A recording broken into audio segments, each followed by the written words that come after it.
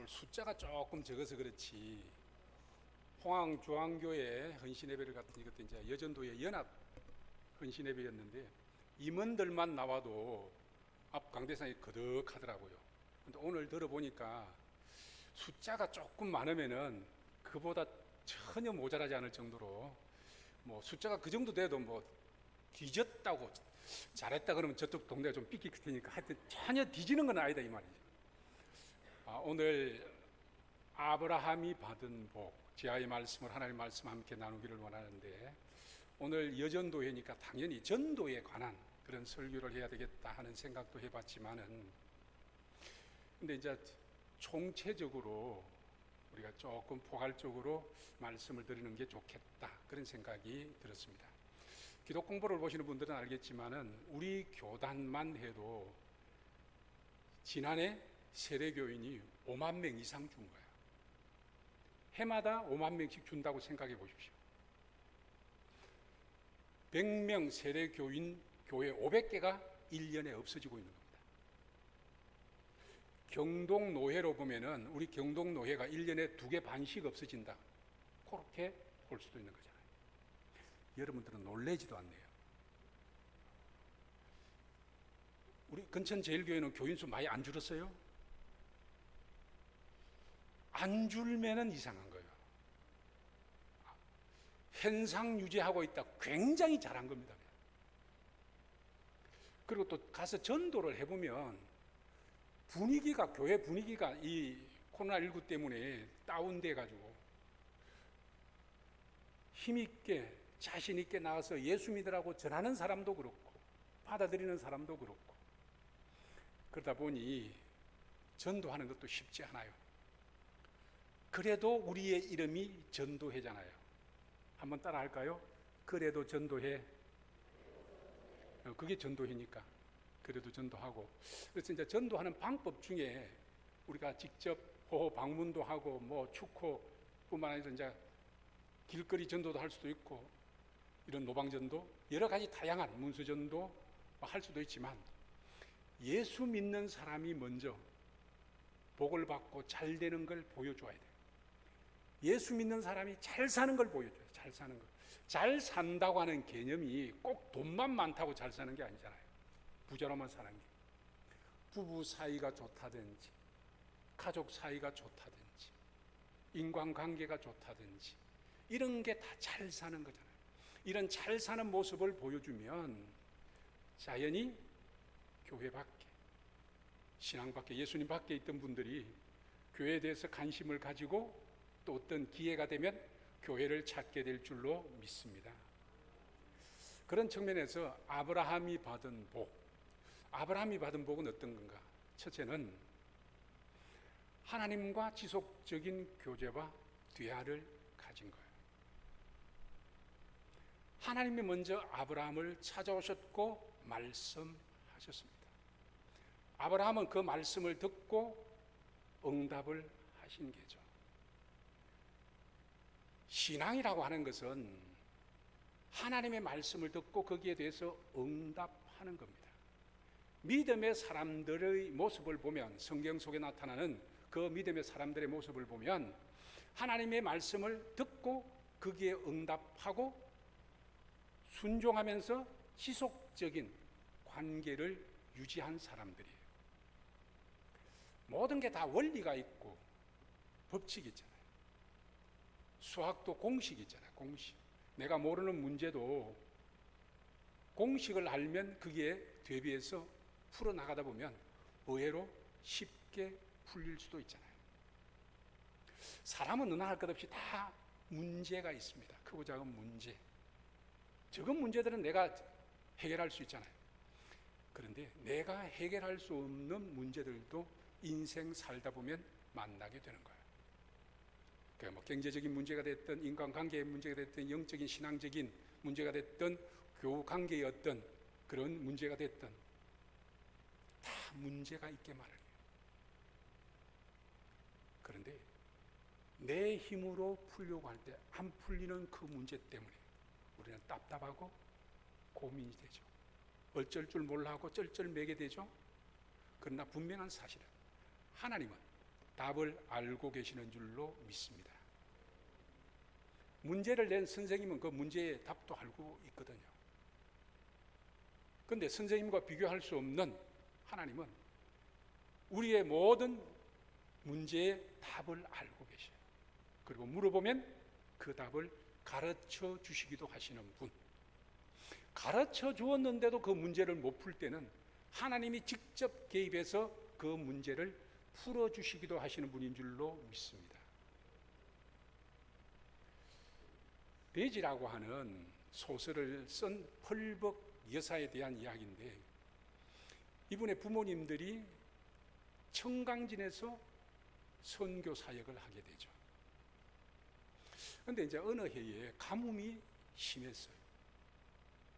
그런 가운데 어느 날 아버지는 다른 지역으로 전도 여행을 떠나고, 그런데 어느 날 중국인 식모가 사색이 되어서 집으로 뛰어와가지고 펄벅의 어머니에게 큰일 났다고.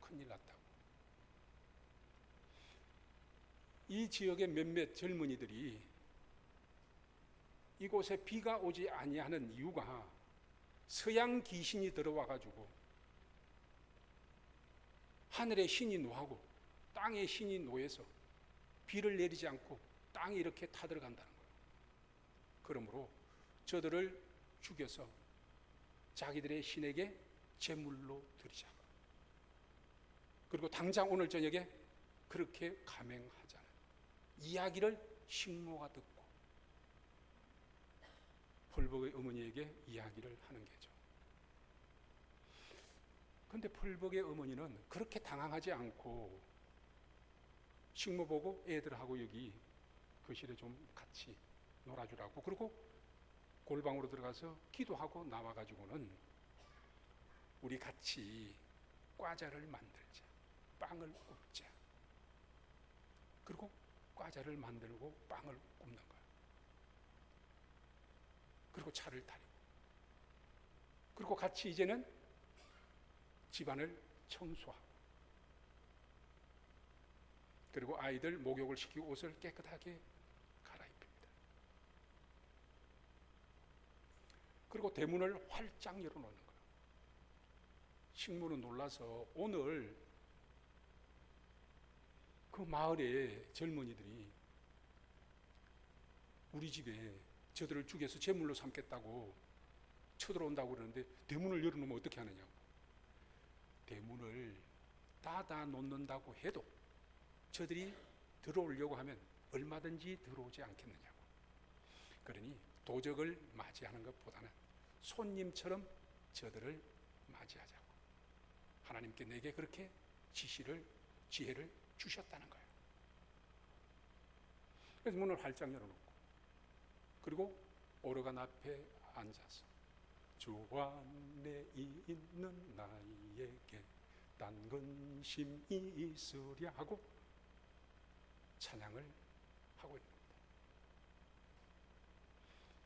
밤이 깊어지자 아니나 다를까 젊은이들이 손에 칼을 들고 집 안으로 들어오기 시작합니다. 대문이 열려 있으니 그냥 마당까지 들어온 거예요. 마당에 들어와서 주춤하고 있는 저들을 향해서 펄벅의 어머니는 나가서 저들을 손님처럼 맞이하는 거예요. 이왕에 왔으니 집 안으로 들어오시라. 여러분들이 오기를 기다리고 있었다. 그래서 간단하게 차와 간식을 준비하고 있으니 마시고 여러분들이 하고자 하는 일을 하시라. 약간 섬찟한 기분도 저들이 들었겠죠. 근데 손에 칼을 들고 발에는 신을 그대로 신고 집 안에 들어온 거야.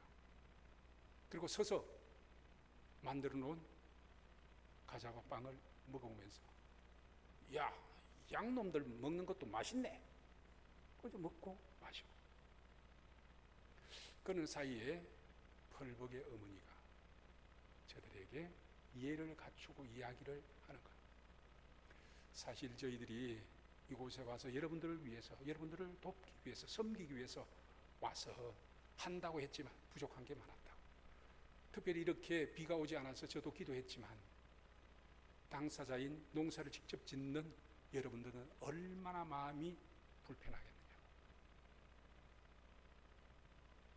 그러면서 이제 이야기를 하면서 성경을 보면 비를 오지 않게도 하시는 분이 하나님이고 비를 오게도 하시는 분이 하나님이라.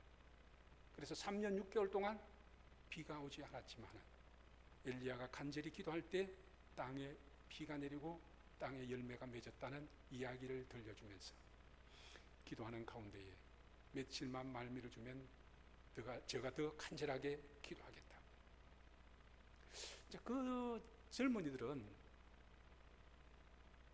선교사, 한마디로 대빵이 없으니까 쪼무레기들 죽여가지고 해결되지 않을 것 같으니까 대빵이 오면, 선교사님이 오면 그때 다 잡아가지고 제물로 바치자. 자기들끼리 그냥 수근수근 몇 마디 하고, 그러면은 며칠까지 비가 안 오면 그때는 두고 보라고. 그러니까 당신의 신이 진짜라면 비가 오도록 하라고. 저들을 정중하게 보내고 아이들을 재우고 펄벅의 어머니는 다시 골방에 들어가서 간절하게 기도한 거예요. 그런데 정말로 다행스럽고 고마운 것은 그 다음날 비가 흡족하게 내린 거예요. 이럴 때는 아멘 하는 거예요.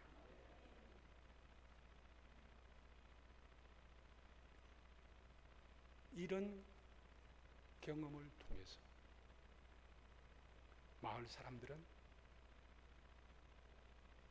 서양 사람들이 전하는 예수 귀신이 우리가 섬기는 신보다 더 힘이 있다고 생각하고 예수 믿는 사람들이 생기게 되고, 펄벅 여사는 이런 체험을 통해서 불후의 명작 돼지라는 소설을 쓰게 되는 거죠. 인생 살다 보면 힘들고 어려움, 문제가 생기지만 찾아오신 하나님과 대화하고 내게 힘들고 어려운 문제는 그분에게 물어보면 그분은 반드시 내 인생의 답을 가르쳐 주실 줄로 믿습니다. 답을 가르쳐 줘도 답안지에 써넣을 줄 모르면, 해결할 줄 모르면 하나님께서 직접 해결해 주실 줄로 믿습니다. 두 번째는 하나님만 섬기라고 말씀하고 있는 거예요. 본문은 계속해서 아브라함에게 고향과 친척과 아버지의 집을 떠나라는 겁니다. 요즘처럼 어떤 법의 보호를 받는 그런 시대가 아니기 때문에 부족 사회를 이루고 살았잖아요. 뭉치면 살고 흩어지면 죽습니다 하는 것처럼 부족 사회는 그게 힘이에요. 그래서 외부의 적을 막아낸 거거든. 동물의 세계를 봐도 무리 속에서 한두 마리 꼭 떨어져 나가는 게 있잖아요. 그게 사자나 호랑이나 늑대나 사냥감 우선순위가 되잖아요. 그러니까 그 공동체를 떠난다는 것은 그 당시로는 그만큼 위험성이 있음에도 불구하고 하나님은 그걸 알면서도 아브라함에게 고향과 친척과 아버지의 집을 떠나라고 말씀하시는 거예요. 왜 그럴까? 하나님만 의지하라. 하나님을 의지하고 하나님만 의지하라. 하나님께서 이스라엘 백성들을 애굽에서 인도해 내실 때도 마찬가지예요. 10가지 재앙을 내리고 그들을 인도해서 홍해를 건너게 하신 그분은 가나안 땅까지 얼마든지 좀 더 빠른 길로 인도할 수 있었던 거예요. 지중해로 그냥 곧장 올라갈 수 있는 거예요. 좋은 길, 넓은 길, 편한 길, 빠른 길. 그럼에도 불구하고 하나님은 그들을 광야길로 돌리죠. 말이 광야길이지 길 없는 길을 간 겁니다. 낮에는 더위 위에 시달려야 되는 거예요. 왜? 나무가 없으니까. 밤에는 또 기온이 뚝 떨어지니까 나이 많은 사람들이나 어른들이나 병약한 그런 사람들은 그 밤에 목숨을 잃을 수도 있잖아요. 주위에. 거기에는 양식도 구할 데가 없어요. 물도 구할 데가 없어요. 한마디로 하나님이 도와주지 아니하면 살 수 없는 곳. 성지순례를 하시는 분들은 아마 그걸 피부로 직접 느끼게 될 거예요. 저도 성지순례를 하면서 저희들은 이제 이스라엘 쪽에서 애굽으로 내려갔거든요. 거꾸로. 보통 애굽에서 이제 이스라엘로 올라오는 경우들이 많은데, 근데 그 강약길을 보면서 이런 길로, 요즘에는 뭐 교통이 좋지만 그때는 다 걸어 다닐 때고, 그러니까 이 광약길로 갈 때는 아무것도 없잖아요. 뭐 독충, 정갈 뭐 이런 게나 막 강자에 깔려 있는 거지. 그러니까 하나님이 도와주지 아니하면 살 수 없다는 거죠. 그러니까 한마디로 하나님만 의지할 수밖에 없는 길이에요. 우리 강용구 목사 성지순례 갔다 오셨습니까? 아직 뭐 못 간 건지 안 간 건지는 모르지만 아직인데, 근데 이제 할 수 있으면 우리 교회에서 한번 이렇게 다녀오게 해주는 것도 목사님에게도 도움이 되지만 교회도 도움이 되는 것 같아요. 성경을 읽으면서 그런가 보다 이렇게 이제 하는 거 하고, 내가 직접 보고 와서 그 상황을 보고 성경을 읽고 설교로 내보내면 훨씬 더 확실하게 자신 있게 설교할 수 있잖아요. 그러면 그럴 것 같기도 해요. 성경에 그렇게 기록되어 있으니까 이렇게 하는 거 하고, 내가 가서 보니까 이렇게 합니다 하는 거 하고, 교인들이 은혜 받는 게 어느 게 전자일까 후자일까. 그러니까 목사님 한 분 보내가지고 여러분들이 말씀을 통해서 은혜를 받으면 사실 여러분이 이기고 교회가 이기죠. 아무튼 제가 성지순례를 갔다 오면서 느낀 게 그렇다 이 말이죠.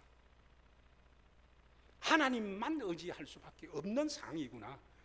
실제로 보니까 그래요. 성경만 보고 그렇게 느끼는 것보다도. 그래서 하나님께서 그 길을 몰라서가 아니고, 그 길로 가면 그 주변에 있는 족속들이 강해가지고 하나님이 감당이 안 돼서 광야길로 돌린 게 아니라 하나님만 의지하도록, 하나님만 의지하도록. 때때로 우리에게 시험을 주고 어려움을 주고 우리에게 질병을 줄 때도 결국 하나님만 의지하게 하는, 하나님께 기도하라고. 하나님은 궁극적으로 저들을 위해서 적과 꿀려는 가나안 땅을 예비해 두셨잖아요. 그걸 주시기로 하고 인도해 내셨잖아요. 그런데 가는 길은 고난의 길, 광야길로 인도하신 거예요.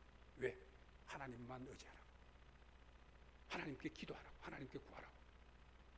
그래서 에스겔 36장을 보면 포로기가 거의 끝나갈 때쯤 하나님께서 이스라엘 백성들을 위해서 이것저것 예비하는 게 많습니다.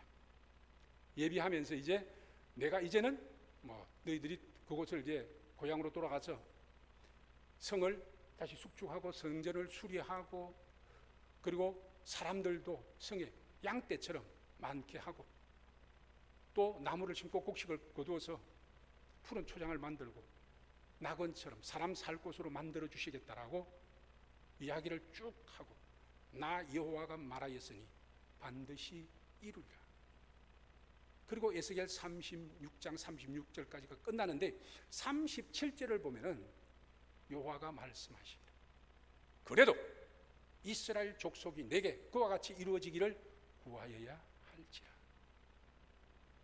하나님은 모든 것을 예비하고 기도의 통로를 통해서 우리에게 예비한 것을 안겨주시는 줄로 믿습니다.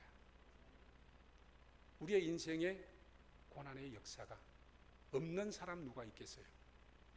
그러나 하나님께서 그렇게 하신 것은 다 의도가 있는 거예요.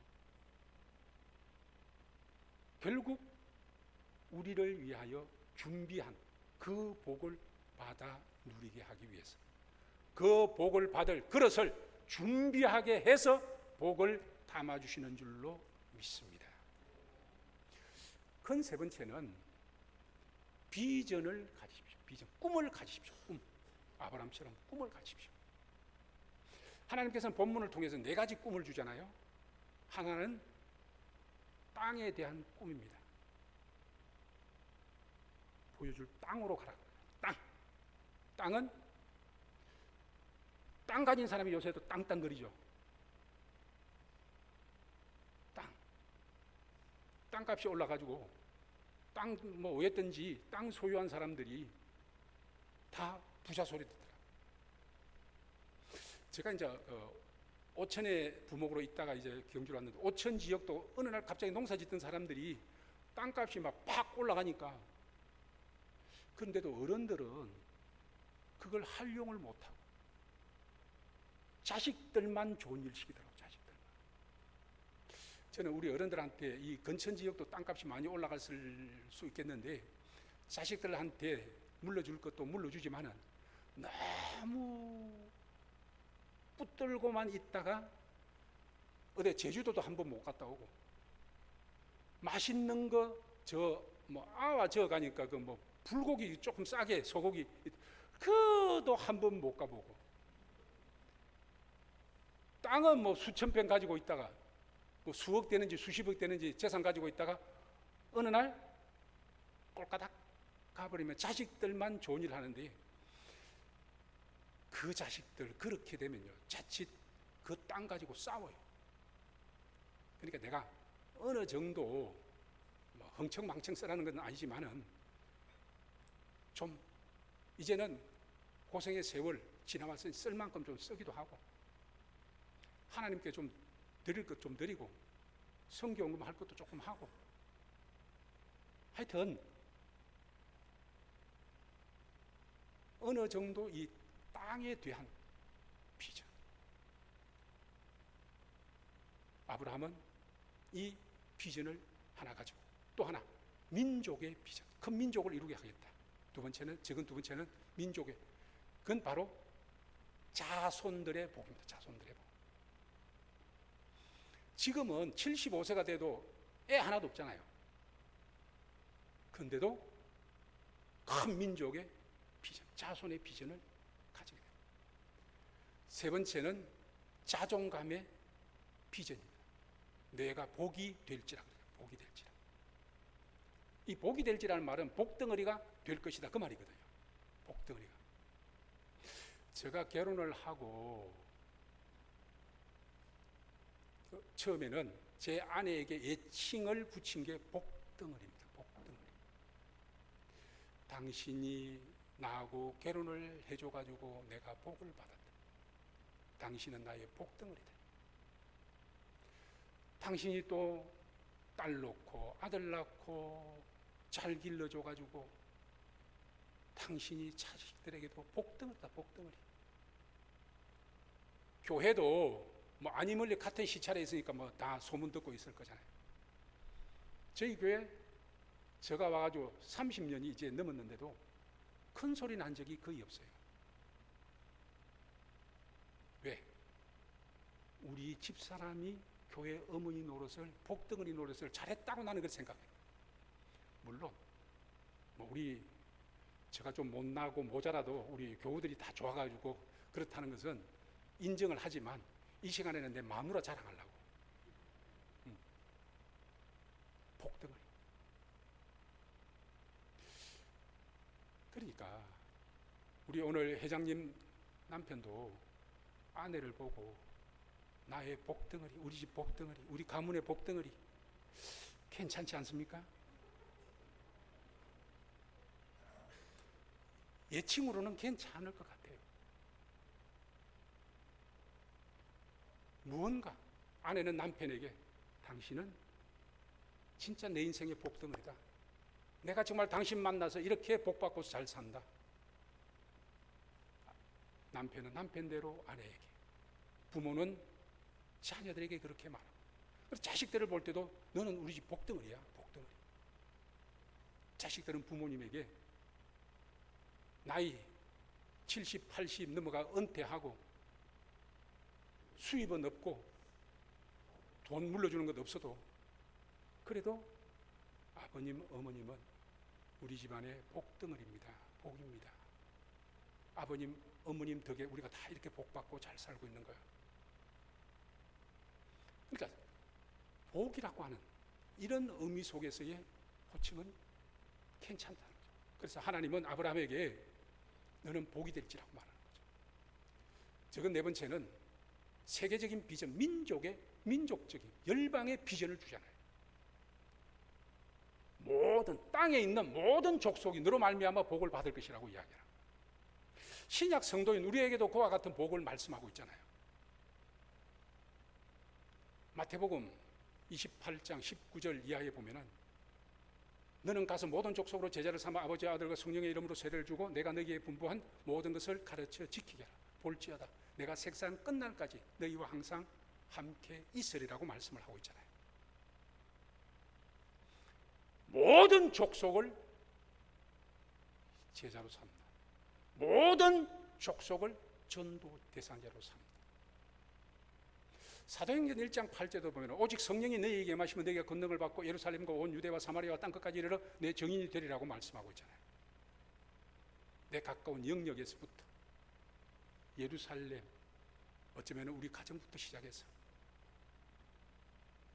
일가 친척, 온 유대와 사마리아, 대한민국, 더 나아가서 땅끝까지 전 인류를 끌어안는 그런 비전을 가지고 나아가는 우리 여전도회가 될 수 있어지기를 주님의 이름으로 축복합니다. 그러므로 우리는 이런 꿈은 크게 꿀수록 좋은 거예요. 크게. 시편 81편 10절에 보면은 내 입을 넓게 벌리라 내가 채우리라고 그러죠. 회장님 입 크게 한번 벌려볼까요? 상당히 입이 좀 클 것 같은데 입을 넓게 벌려요. 입을 넓게 크게 벌려. 그리하면 채워주신다는 이야기를 하고 있는 겁니다.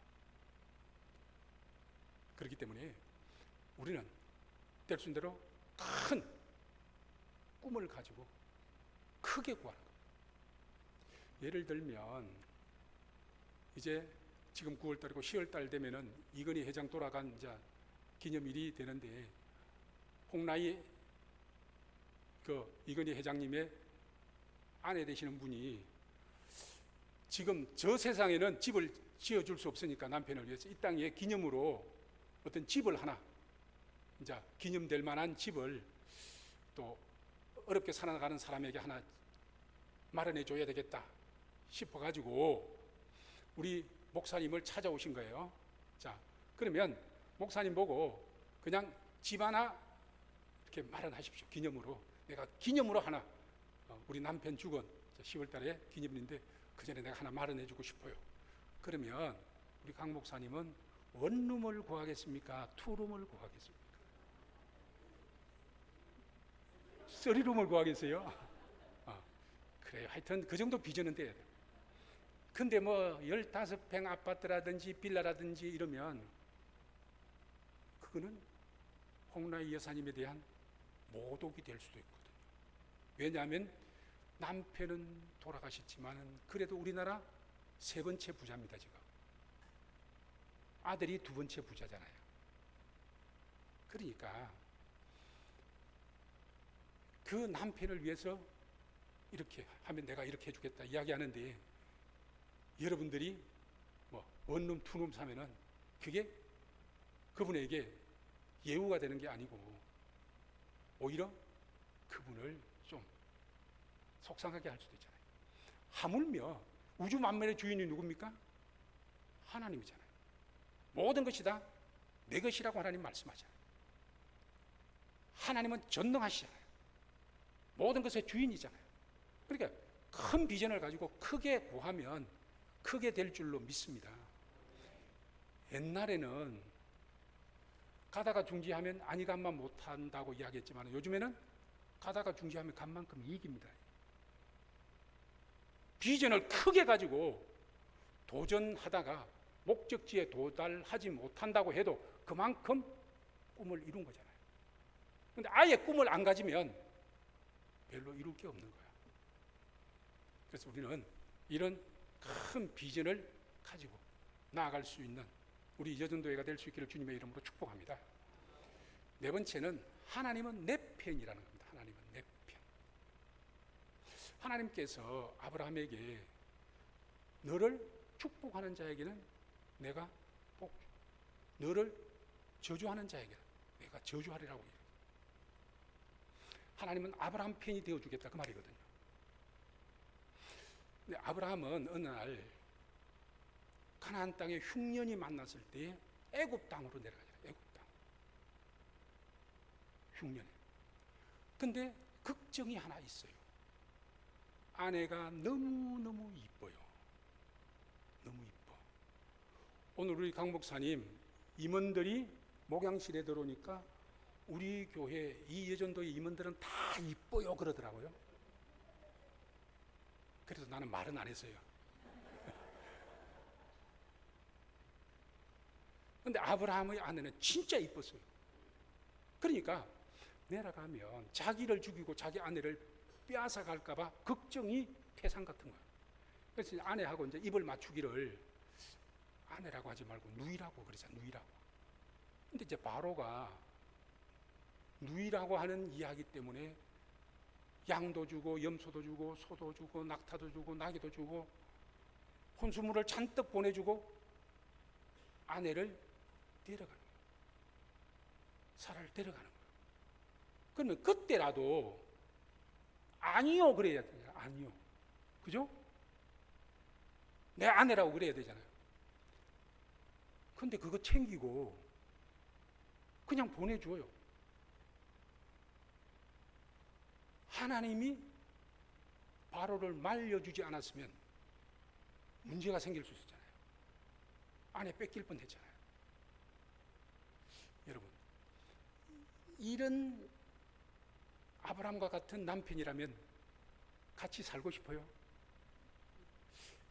요즘 그런 여자들이 있는지 모르겠지만은 저 같으면은 교회에서는 이혼하지 말라고 그래도 내가 같이 못 살 것 같아.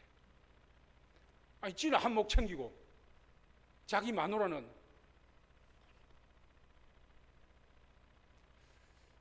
그런데 남자들은 그럼에도 불구하고 예쁜 여자들을 좋아한 거예요. 잘생긴 여자들을. 그런데 연애할 때는 예쁜 잘생긴 여자들이 좋아요. 근데 아내감은 적당한 게 좋아. 아내감. 그래서 오늘 헌신 예배를 드리는 제2 여전도의 회원들을 보면서 그 남편 되시는 분들은 걱정 안 해도 되겠다 싶어. 적당하게 잘생겨. 너무 잘생기면요 마누라 누가 뺏어갈까 싶어서 걱정이고 또 유지비도 많이 들어요. 이쁜 것들은 막 이렇게 손톱에도 바르고 뭐도 바르고 막 화장도 막 뜯게 하고 뭐 그렸다 지었다가 아유 유지비 너무 많이 들어간다. 그러니까 연애할 때는 좋아도 결혼 대상 아내로서는 오늘 우리 이 여전도 회원들이 딱 맞아. 딱이야 딱. 아무튼 이런 어벙한 아브라함인데 불구하고 아내를 지켜주잖아요. 그 아브라함은 또 뒤로 재산은 그대로 챙겨놓고 하나님은 이런 어벙한 아브라함인데도 편을 들어주잖아요. 아브라함 편. 그 다음에 또 흉년이 왔을 때 그 아래 내려가서도 또 그 짓을 또 하는 거야. 한번 재미를 봐서 그런지 몰라도 재벌은 뭐 못 준다고 아내를 또 누이라고 그랬다가 그랄 왕한테 아내 뺏길 뻔했잖아요. 그런데 부전자전이라는 말도 있듯이 그 아들 이삭도 그런다. 그런데 하나님은 아브라함도 그 이삭도 지켜주시는 거예요. 그 아내를 지켜주시는 거예요. 그러므로 여러분들이요 우리가 예수를 믿고 신앙생활을 하면서 혹 실수도 하고 좀 부족한 게 있고 좀 모자라도 하나님은 내 편이심을 믿으시길 주의 이름으로 축복합니다. 그래서 시편 118편 6절을 보면 하나님은 내 편이시라. 내가 누구를 두려워하리요. 사람이 내게 어찌하리요. 그러니까 하나님은 내 편이라고 하는 확신을 가지고 살아갈 수 있기를 주의 이름으로 축복합니다. 하나님은 누구 편? 남편? 누가 그러더라고. 남편은 남의 편이라고. 남편도 누구 편? 할렐루야. 근데 다른 데는 가니까 남편은 남의 편이라고 그러더라고. 여자들끼리 붙었는데 남편이 왔으면 아내 편을 들어줘야 되는데 남의 여자 편을 들어주는 거예요. 자기 아내를 막 뭐라고. 하나님은 내 편. 그래서 항상 우리가 신앙생활을 하는 가운데 이런 어떤 확신을 가지고 믿음의 생활을 할 수 있어지기를 주님의 이름으로 축복합니다. 마지막으로 하나 더 말씀드리고 싶으면 아브라함은 말씀을 따라갔다고 그러죠. 아브라함은 말씀을 따라갔다. 그러니까 친척을 따라간 것도 아니고 가족을 따라간 것도 아니고 돈을 따라간 것도 아니고 권세를 따라간 것도 아니고 유행을 따라간 것도 아니고 말씀을 따라갔다. 말씀. 그러니까 우리가 누가복음 5장을 읽다 보면 예수님께서 제자들을 부르는 장면이 나오잖아요. 베드로가 밤새도록 고기를 잡았는데 한 마리도 못 잡았어요. 그것도 기적이죠. 낚시한 것도 아니고 그물로 던지는데 한 마리도 못 잡았다. 그게 더 어떻게 보면 기적일 수 있는 거죠. 그런데 그날 포기하고 그물을 짓는데 예수님이 와서 그 배를 빌려서 강단으로 쏘고 깊은 데로 가서 그물을 던지라고 이야기를 하죠. 고기를 잡으라고. 그런데 이제 베드로의 삶은 그 갈릴리 바다입니다. 거기에서 잔배가 굴러온 겁니다. 어부가 전업입니다. 예수님은 목수가 전업이라면 베드로는 어부가 전업이고 고기 잡는 데 대해서는 예수님보다 더 똑똑할 수 있는 거예요. 더 잘 알 수도 있는 거예요. 그러니까 왜 밤에 고기를 잡을까? 남들 잘 때 밤에 자고 남들 일할 때 낮에 일하면 얼마나 좋겠어요, 고기 잡으면. 그런데 고기가 낮에는 잘 안 잡히고 밤에 잡히니까 컴컴해야 그물이 내려도 고기들이 잘 모르고 도망을 못 가고 잡혀주니까. 근데 예수님은 이제 고기 잡는 걸 포기했는데 가서 고기를 잡으라고. 그것도 깊은 데로 가서. 깊은 데가 어디예요? 사실 그거는 말이 바다지 그 갈릴리 호수입니다. 그러니까 그 육지에서 비 오면은 타고 내려온 그런 어떤 것들을 먹기 위해서 가에 해초 있는 대로 사실 고기들이 많은 거거든요. 깊은 데로 가서 던지면 사실 고기들이 그물 내려오는 거 보고 얼레리 꼴레리 하고 다 도망가고 잘 잡히지도 않고 그런 걸 베드로는 알아요. 그럼에도 불구하고 베드로의 고백은 말씀에 의지하여 내가 그물을 내리리이다. 그리하고 그물을 내렸더니 고기를 힘이 많이 잡아서 그물이 찢어질 것 같아요. 그래서 자기 배만 채운 것이 아니고 이웃에 있는 요한과 야곱의 배도 불려가지고 2배 가득 채운 줄로 믿습니다. 오늘 헌신 예배를 드리는 여러분들이 상황이 어떠하든지 간에 말씀을 따라 순종함을 통해서 아브라함처럼 베드로처럼 복을 많이 받아서 복덩어리가 되어서 여러분의 자손들에게도 이 복을 물러주고 그리고 주변에 일가 친척들에게도 교우들에게도 이웃들에게도 이 복을 나누어 줄 수 있는 복의 덩어리, 복의 운반자가 될 수 있기를 주의 이름으로 축복합니다.